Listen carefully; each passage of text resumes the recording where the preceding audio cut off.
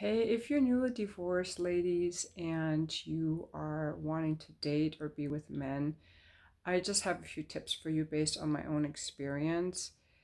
Is that if you you have to get to a place where you don't abandon yourself and where you are very selective in who you see, and that you understand a big difference between men and women, that even men who are super nice and super kind, they can just fuck you and never see you again. Like they can just enjoy you sexually and never want to see you again. Kind of the same way that you could buy a nice glass of wine, a nice bottle of wine and enjoy it, but not feel like you need to buy that same bottle of wine again.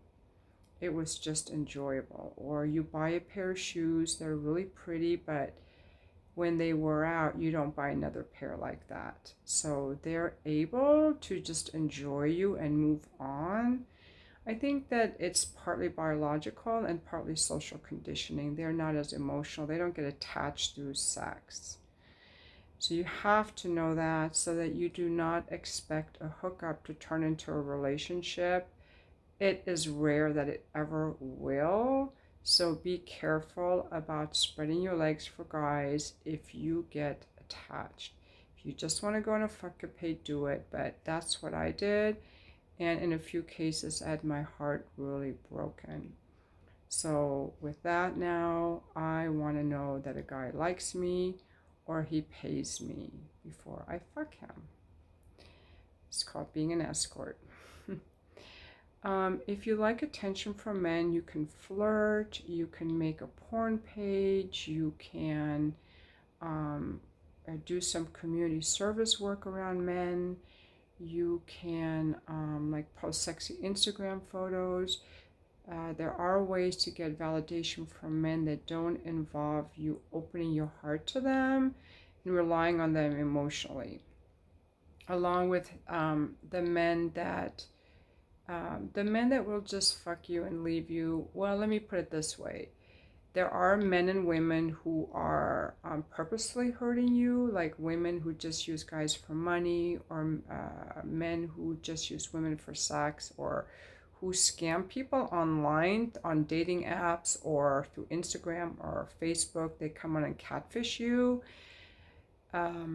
And the people that are vulnerable to this are the people who are not solid in themselves. They have very low standards and expectations. They're so hungry to love someone or to be loved that they've abandoned their standards, boundaries, and requirements. You have to know what standards are, you have to know what boundaries are, and you have to be really comfortable saying, you aren't for me.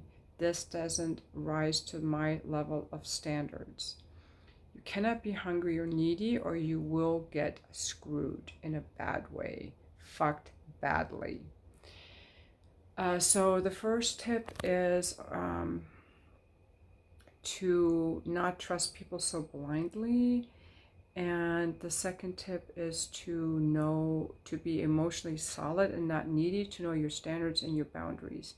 I would say that there's some people who knowingly hurt you and some people who unknowingly hurt you, like the men who will just fuck you and leave. They'll be like, well, you had a good time. I don't know why you felt used. Like, I had a hookup with a lesbian woman and I didn't want to see her again after the 2 times we had sex. There were a lot of things I didn't like about her. There were a lot of things I didn't like about the sex or about her. And when I didn't want to see her again, she was very hurt. She said she felt used, and I was puzzled. Like, how do you feel used? Like, we just had dinner together a few times, we had sex a few times. How were you used? Like, I gave you orgasms, I was nice to you, but that's how she felt, and that's how women often feel, especially if they're in touch with their feelings. It's harder usually for women to just have sex, but not always. So I also had a woman tell me she felt used. So I was really puzzled, and a lot of guys will feel puzzled. Usually men after the age of 30, they will not hook up with you unless they know they want a relationship, because by then they understand women. There are also people who will hurt you and they don't know they're hurting you. They're just selfish, or, they're liars, cheaters, alcoholics, drunks, control freaks. So a big thing, this is my third tip, is pay attention to how you feel around this person. Pay attention to when you're like giving your power away, like you're really disappointed that someone you barely know didn't text you back. You gotta work on your own stuff. Notice the neediness that comes out in you and heal that stuff fast. Because if you're sitting around like I've done before, waiting for a text message from a complete stranger, you are not ready to be doing anything with men. You are just not solid enough, like too weak and vulnerable to discern anything. You need discernment to discern the people you want to let in and the people you don't. And I think that with more online stuff, the world has changed more from when we were dating or younger in the 80s, that people have come to treat each other very casually when it comes to meeting each other online. Also, remember that the way that you were in a relationship where you were like relational and forgiving and wanting to work things out and leaning in and being loving, these behaviors are worthy of someone who's in your inner circle. Someone that you have just met does not deserve and has not earned that level of behavior from you. When you first meet someone, you're kind of interviewing them. Like you have to be kind and sweet. Like don't be reactive and go off on guys. But go at your pace and how you want things to go. You do not have to forgive someone who's a jerk. You do not have to put their needs above yours like you do with your children. You do not have to do any of that. You are just vetting them for the job of even having a date with you. Finally, don't do a lot of messaging. I think that dating guys from out of town, doing a bunch of texting and messaging is an easy way to get hurt, especially if a guy's sweet talking words can pull you in. Like a guy can just be sitting at work or sitting as a scammer in some other country, send you all these sweet texts, and if you're vulnerable, you're going to get pulled in.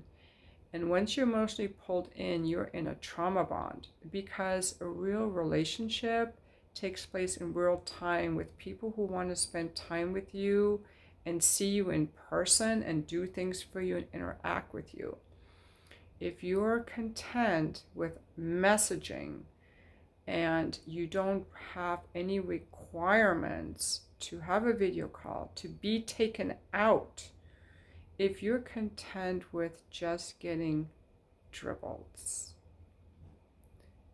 you will get dribbles and you will get fucked badly.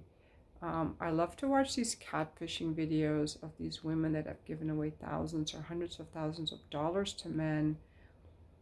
Like, what was their emotional state? Like, what was it that made them do that? I've never sent money to a guy online, but I have fallen before for a guy I never met. When I did finally meet him, he was not hot like I imagined him to be. Like, I had fantasized all this cool stuff about him, and when we had sex, it was horrible. I couldn't wait for him to leave. It's in my book, The Fuck List, if you want to read that. I would say that you have to have a life that you're excited about, so that whether a guy takes you out or not is not really significant in the order of things, because you're so excited about what you're up to. And it really takes time to transition from being in a relationship to being single, especially if your relationship was kind and loving, and your heart was pretty open. Or you're just wanting to love someone and have a relationship and your heart is super open and soft. You have to guard it a little bit. Like, yes, you want to give that love to someone, but who do you want to give it to? I would suggest like really thinking about what are some things I've always wanted to do that I've never done, whether it's travel or a new business direction or something in your career, learning a new musical instrument, taking up like pottery or some erotic dancing. If you want to experiment with your sexuality, I would recommend doing it in a way that is no emotional attachment for you, like be a stripper, make a fan page, and OnlyFans. Post some sexy pictures on Instagram, but be really careful because a man who desires your pussy and just wants to slide a stick in there because you're beautiful, he doesn't know you, he doesn't give a shit about you, and he can break your heart if you make it mean that his desire for you is love. And there are people who can be very affectionate with you in bed, and their affection feels like love, but it's just affection. Affection in bed is not love. Do not mistake their desire for their interest in you. Okay, this is what I had to learn. Never mistake a man's desire for his personal interest in you. He doesn't know you. Never mistake a man's affection in bed as love. And it's easy to do because, hey, every time someone gives me a hug, that means they like me. And when they desire me, they're interested in me. And that's how it was like when I was married.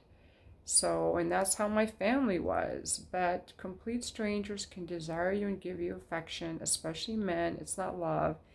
And guys, I guess women can do that for you. They could, I guess, cook for you or make you feel desired because they really want something else. Or I don't know what women do. And I'm not saying that men are bad. I'm not saying that at all. I'm just saying that they're different. So it's up to us as women to be choosy who we let in and to have standards. And I think the more needy we are, the more vulnerable we are to getting into situations that don't fill us up.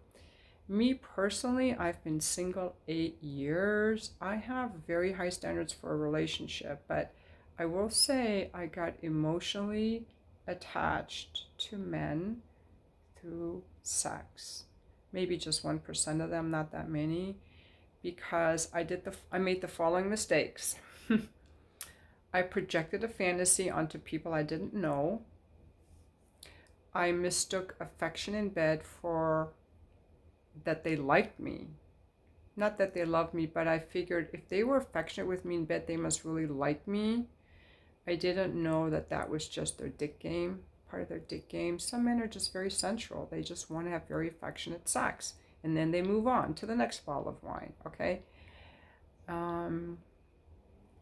And I would say that those were my main mistakes.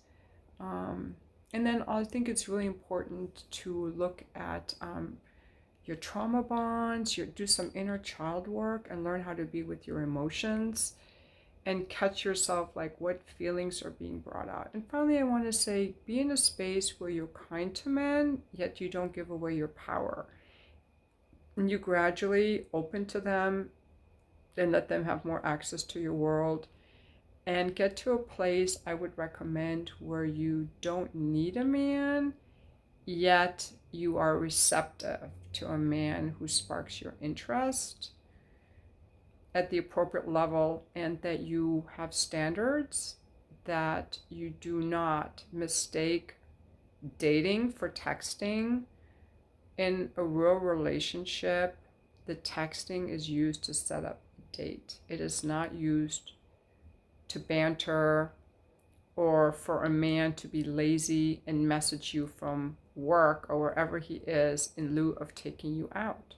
As an example, I had a gentleman with a good career who I'm talking to on Zoosk, and he works a lot and he wants to message me or have phone calls while he's at work.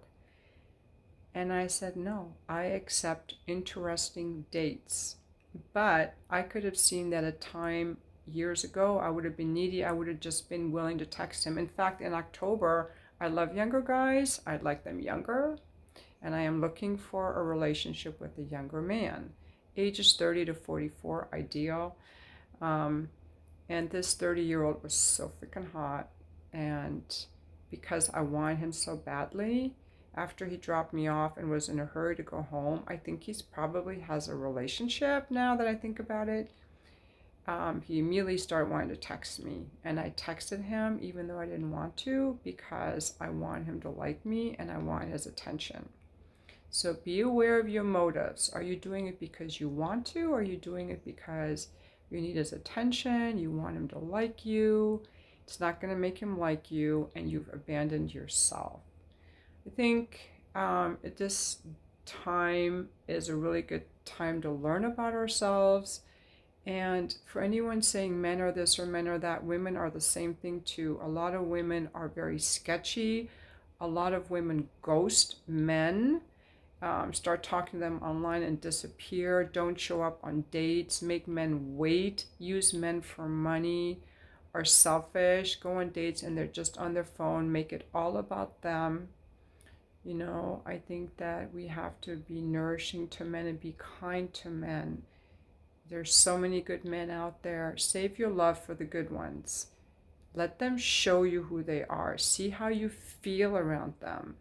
And never, ever go past 5 or 6 messages with any guy online. Make a video call. Make sure he takes you out if you like him. Do not become a texting buddy or messaging buddy, because that's how the vulnerable ones of you will get sucked in